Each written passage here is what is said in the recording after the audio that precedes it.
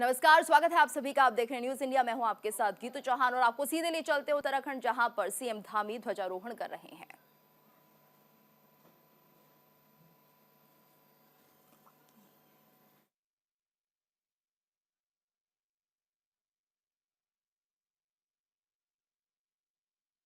ध्वजारोहण करते हुए, तिरंगे को सलाम करते हुए,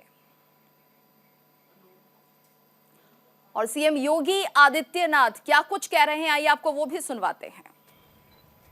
भारत का संविधान दुनिया का सबसे बड़े संविधान में से एक है और भारत के संविधान ने भारत के महान स्वतंत्रता संग्राम सेनानियों, संविधानविदों और विशेषज्ञों के अनुसार जिस संविधान को अपने देश में लागू किया, पिछले 74 वर्षों से यह भारत के अंदर जाति, मत, संप्रदाय, क्षेत्र या अन्य तमाम अवरोधों को पूरी तरह समाप्त करते हुए अपनी कसौटी पर खरा उतरा है। ये भारत के संविधान की ही महानता है कि दुनिया के अंदर आधुनिक लोकतंत्र के रूप में अपने आप को स्थापित करने वाले तमाम वे देश जो अपने को आज की व्यवस्था के अनुसार सबसे प्रगतिशील मानते हैं, उन देशों ने लंबे समय तक लिंग भेद के आधार पर महिलाओं को मताधिकार से वंचित किया था। तमाम दबी कुचली परंपराओं को समाज और राष्ट्र की मुख्य धारा से अलग किया था। लेकिन भारत दुनिया का वह देश है जिसने संविधान लागू करने के साथ ही इस बात को भी सुनिश्चित किया था कि भारत के अंदर लिंग के आधार पर जाति, मत, मजहब, क्षेत्र के आधार पर किसी भी प्रकार का कोई भेदभाव नहीं होगा और भारत के हर वयस्क मतदाता को अपना मताधिकार करने, भारत के अंदर एक सरकार बनाने के लिए पूरा अधिकार दिया। ये भारत के संविधान के कारण भारत का हर नागरिक आज देश की सरकार को बनाने में उसका हिस्सेदार बना हुआ है। हमारा संविधान अनेक उपलब्धियों से भरा हुआ है और इसीलिए उन उपलब्धियों को ध्यान में रखते हुए अगर ये संविधान हमें अधिकार देता है तो हमारे कर्तव्यों के प्रति भी हम सबको आग्रही बनाता है। भक्तगणों का, राम भक्तों का, राष्ट्र भक्तों का बहुत बड़ी संख्या में आना हो रहा है और ऐसे समय में चूंकि हम लोग भी वहाँ पर अभी जाएंगे तो थोड़ा सा व्यवस्था बनाने में परेशानी होगी। इस नाते हम लोगों ने तय किया है कि हम 10 फरवरी के बाद पुनः अपना कार्यक्रम फिर से बनाएंगे। ठीक है, धन्यवाद। धन्यवाद। इन 25 वर्षों में हम कैसा भारत चाहते हैं, यह हम सबके संकल्प को जमीनी धरातल पर उतारने के इन 25 वर्षों में अगर हम सब अपने कर्तव्यों का ईमानदारी पूर्वक निर्वहन करते हैं तो 2047 आने पर भारत दुनिया के एक विकसित देशों की श्रृंखला में खड़ा होगा, जहां पर हर भारतवासी न केवल अपने देश और अपनी प्राचीन विरासत पर गौरव की अनुभूति कर पाएगा, बल्कि वह अपनी वर्तमान को सुखद और सुंदर बनाने के साथ ही अपने भविष्य को भी उतना ही उज्जवल बनाने के लिए प्रदीप पूरी तरह आश्वानित होगा।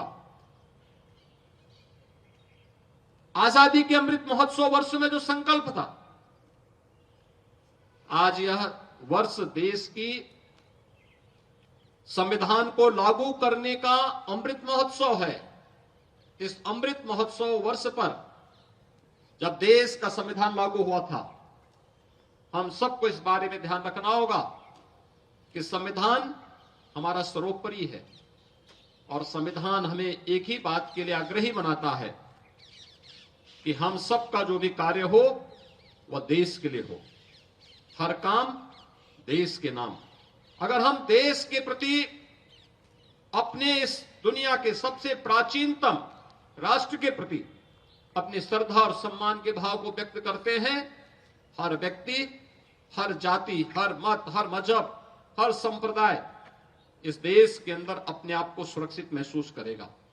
आजादी का अमृत महोत्सव के उपरांत आज हमें भारत के संविधान को लागू करने के अमृत महोत्सव वर्ष में भी सहभागी बनने का अवसर प्राप्त हुआ है और ये दोनों एक साथ अगर चलेंगे तो देश की संविधान की रक्षा और संविधान के अनुसार अपने कर्तव्यों का निर्वहन करके हम लोग अपनी आजादी को भी अक्षुण्य बनाए रख सकते हैं और भारत को दुनिया की एक सबसे बड़ी ताकत के रूप में स्थापित करने में अपना योगदान दे पाएंगे। मैं एक बार फिर से भारत माता के उन महान सपूतों को, जिन्होंने देश के संविधान को बनाने में अपना योगदान किया, राष्ट्रपिता महात्मा गांधी के नेतृत्व में चला आजादी का आंदोलन और आजादी के बाद जब ये देश अपने संविधान निर्माण के लिए आगे बढ़ा था। ओम बिरला ध्वजारोहण कर रहे हैं, सीधी तस्वीरें आप देख रहे हैं।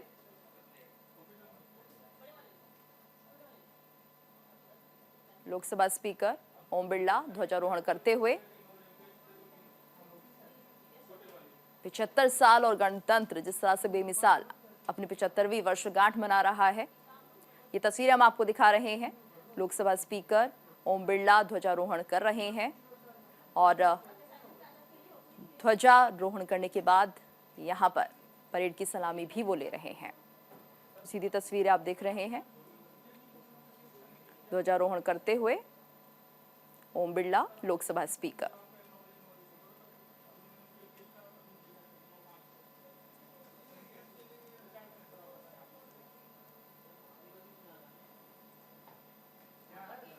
तो तस्वीरें आप देख रहे हैं, देश भर में गणतंत्र दिवस पर उत्साह, ध्वजारोहण की हर तस्वीर, हर झलक हम आप तक पहुंचा रहे हैं। देश भर में आज गणतंत्र दिवस पर पूरा उत्साह देखा जा रहा है। 75 साल गणतंत्र जिस तरह से हो चुके हैं, गणतंत्र दिवस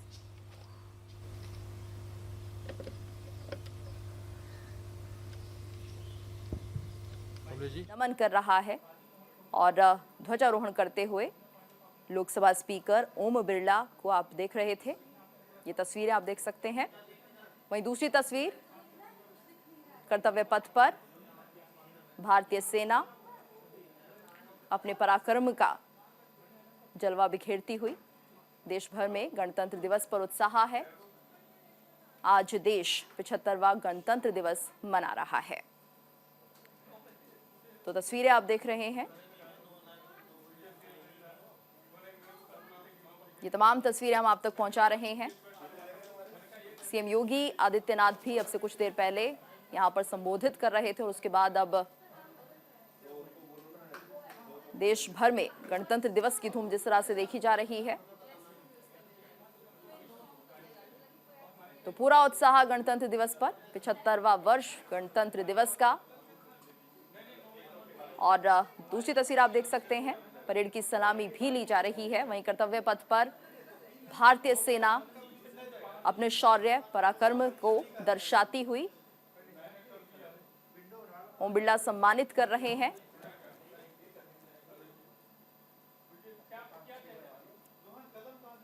तो देश भर में गणतंत्र दिवस पर उत्साह देखा जा रहा है और जिन्होंने देश के लिए सब कुछ समर्पित कर दिया, उन्हें सम्मानित करते हुए लोकसभा स्पीकर ओम बिरला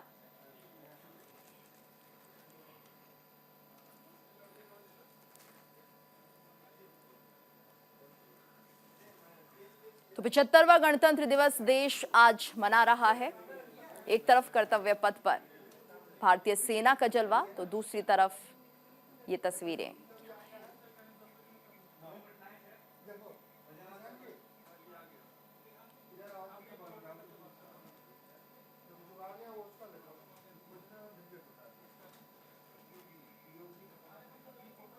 और सीएम योगी आदित्यनाथ ने ध्वजारोहण किया है। ये तस्वीर आप देख सकते हैं। झंडे का ध्वजारोहण जो हो रहा है, सीएम योगी आदित्यनाथ ध्वजा को सलामी देते हुए, नमन करते हुए, और आज देश 75वां गणतंत्र दिवस मना रहा है। देश भर से ये तस्वीरें हम आपको दिखा रहे हैं। और वहीं बिहार के सीएम नीतीश कुमार ने भी ध्वजारोहण किया। तो देश आज 75वां गणतंत्र दिवस मना रहा है और ऐसे में नीतीश कुमार ध्वजारोहण कर रहे हैं। ये तस्वीरें आप देख रहे हैं। बिहार के सीएम नीतीश कुमार ध्वजारोहण करते हुए। तो गणतंत्र दिवस पर ये सभी तस्वीरें हम आप तक पहुंचा रहे हैं। बिहार के सीएम नीतीश कुमार ध्वजारोहण कर रहे हैं और यहां पर नमन किया जा रहा है, परेड की सलामी ली जा रही है। तो ध्वजा वंदन करते हुए सीएम नीतीश कुमार ध्वजारोहण किया है और अब ये तस्वीरें आपके सामने। 75वां साल गणतंत्र दिवस का, आज देश 75वां गणतंत्र दिवस मना रहा है और ये तमाम तस्वीरें आपके सामने ध्वजारोहण की। सीएम नीतीश कुमार को आप देख रहे हैं ध्वजारोहण करते हुए। तो तमाम तस्वीरें हम आप तक पहुंचा रहे हैं आज देश 75वां गणतंत्र दिवस मनाते हुए, और उत्साह चारों तरफ दिख रहा है। ये सभी तस्वीरें, ये तमाम तस्वीरें हम आप तक पहुंचा रहे हैं।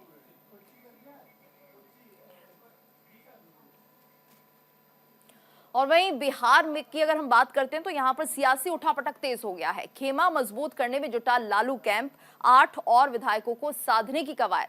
विधानसभा भंग कर सकते हैं नीतीश। बिहार में सियासी उठापटक तेज होती हुई और विधानसभा भंग कर सकते हैं नीतीश, इस तरह की खबरें निकल कर आ रही हैं। वहीं लालू कैंप खेमा मजबूत करने में लगा हुआ है। 8 और विधायकों को साधने की कवायद है। तो जिस तरह से बड़ी खबर सामने आ रही है, विधानसभा भंग कर सकते हैं नीतीश कुमार, ऐसी खबरें निकलकर सामने आ रही है। बिहार में सियासी पारा उठ रहा है और कहीं ना कहीं उठापटक ये तेज हो रही है। खेमा मजबूत करने में लालू कैंप जुटा हुआ है।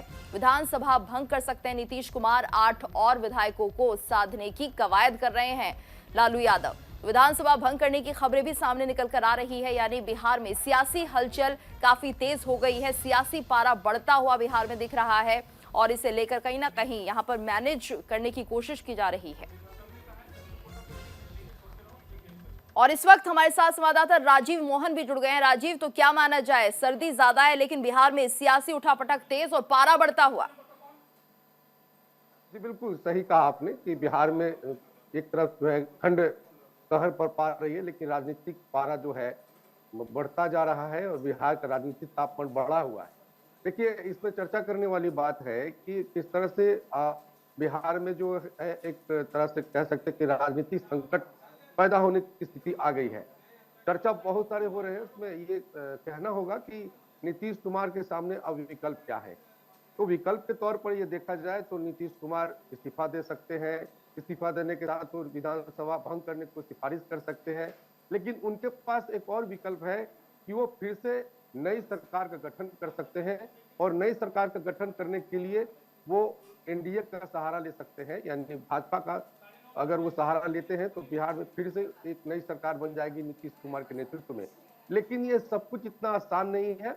और देखिए, अभी बिहार में आज तक ये कह सकते हैं कि अभी तक दोनों तरफ से कोई आधिकारिक बयान नहीं आए हैं और अंदर में कोशिश की जा रही है कि किसी तरह से महागठबंधन की सरकार को मैनेज किया जाए, चाहे वो लालू कैंप की बात हो या नीतीश कैंप की बात हो। एक विंडो खुला है जिस पर वार्तालाप हो रही है और कोशिश की जा रही है कि डैमेज कंट्रोल किया जाए। लेकिन जो विश्वस्त सूत्र बता रहे हैं, जनता दल यूनाइटेड के हैं, उनका कहना है कि अब जो है पानी सर से ऊपर हो गया है, इसमें मैनेज करने वाली कोई बात नहीं होगी। लेकिन नया फार्मूला क्या होगा अभी इसका खुलासा नहीं हुआ है।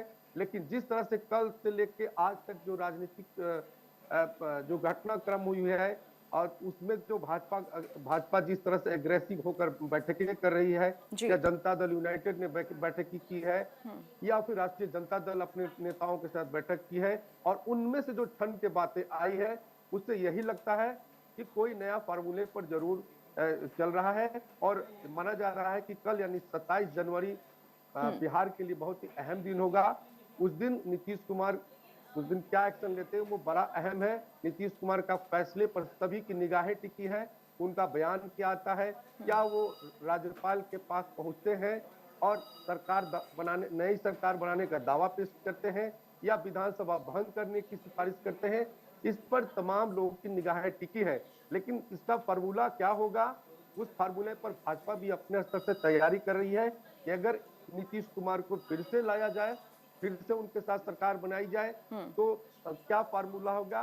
क्या बिहार में नीतीश कुमार मुख्यमंत्री फिर से बनेंगे, या नीतीश कुमार को माइनस करके कोई और मुख्यमंत्री नया चेहरा बनेगा और नीतीश का साथ लिया जाएगा और नीतीश को केंद्र में नई जिम्मेदारी दी जाएगी। ये तमाम फार्मूले हैं और इन तमाम फार्मूलों पर बात हो रही है। सबसे अहम बात है कि भाजपा की तरफ से जो उनकी सहयोगी पार्टियां हैं, चाहे उपेंद्र कुशवाहा की पार्टी हो, चिराग पासवान हो, या अन्य जीतन राम मांझी हो, ये सब जो घटक दल है उनको भी कहा जा रहा है कि भाजपा आला कमान के द्वारा जो है उन्हें अलर्ट किया गया है। बिल्कुल राजीव, यानी ये माना जाए कल तक तस्वीर साफ हो जाएगी कि आखिर बिहार में होने क्या वाला है, क्या विधानसभा भंग होगी या एक नई सरकार का गठन हो सकता है। धन्यवाद आपका इस पूरी जानकारी के लिए। और आइए अब सीधा रुख कर लेते हैं गुजरात का, जहां पर गणतंत्र दिवस पर परेड की जा रही है। आपको सीधे ले चलते हैं गुजरात। ये तस्वीरें आप देख रहे हैं प्लाटून नंबर 22 गणतंत्र दिवस पर ये परेड, और यहाँ पर सुरक्षा बल परेड करते हुए गणतंत्र दिवस 75वां साल आज गणतंत्र दिवस का। तो तस्वीरें आप देख रहे थे गुजरात से, जहां पर परेड की जा रही थी। और आज गणतंत्र दिवस का 75वां वर्ष है। अभी कुछ और समय बाकी है और कहीं ना कहीं देश जब 100 साल पूरे करेगा गणतंत्र दिवस के, उसको लेकर एक अलग ही उत्साह होगा। और ये बात अभी जो हम कुछ देर पहले सुन रहे थे, सीएम योगी आदित्यनाथ भी कह रहे थे कि देश को यहाँ पर एकजुट होकर चलना होगा। और अब रुख करेंगे मध्य प्रदेश का, जहां पर सीएम मोहन यादव ध्वजारोहण कर चुके हैं और वो संबोधित भी कर रहे हैं। तो देश आज 75वां गणतंत्र दिवस मना रहा है। ये तस्वीरें आप देख रहे हैं मध्य प्रदेश की, जहां पर मोहन यादव संबोधित कर रहे हैं।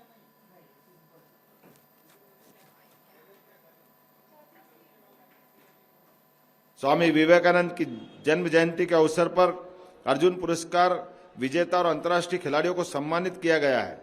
महिला एवं युवाओं पर केंद्रित रोजगार मेलों का आयोजन भी किया गया है। युवाओं को सड़क सुरक्षा के प्रति जागरूक करने के लिए विशेष शिविर लगाए गए हैं। विद्यालयों में सूर्य नमस्कार, परंपरागत खेलों, सांस्कृतिक साहित्यिक गतिविधियों का आयोजन किया गया है। वर्ष 2024 का प्रारंभ मध्य प्रदेश के लिए एक बड़ी उपलब्धि लेकर के आया है। यह निश्चय ही हर्ष और गर्व का विषय है। स्वच्छता सर्वेक्षण 2023 में देश के सबसे स्वच्छ शहरों का पुरस्कार पाकर इंदौर 7वां आसमान पार कर चुका है। साथ ही मध्य प्रदेश देश का दूसरा स्वच्छतम राज्य, भोपाल स्वच्छतम राजधानी बना है। प्रदेश के 7 शहर वाटर प्लस, 361 शहर ओडीएफ डबल प्लस, एक शहर 7 स्टार, एक 5 स्टार, 24 शहर 3 स्टार, 132 शहर 1 स्टार गार्बेज श्रेणी की में पुरस्कृत हुए हैं। इस उल्लेखनीय उपलब्धि के लिए जनता, जनप्रतिनिधियों, स्वच्छता मित्रों, स्थानीय निकायों को मैं हृदय से बधाई देता हूं। मुझे आप सबको ये बताते हुए प्रसन्नता हो रही है कि स्वच्छता ही नहीं बल्कि अनेक महत्वाकांक्षी योजनाओं जैसे कार्यक्रमों जैसे पीएम स्वनिधि योजना, प्रधानमंत्री ग्राम सड़क योजना, पीएम आवास योजना, कृषि। और यहां पर रुकेंगे एक छोटे से ब्रेक के लिए। ब्रेक के बाद खबरें जारी हैं।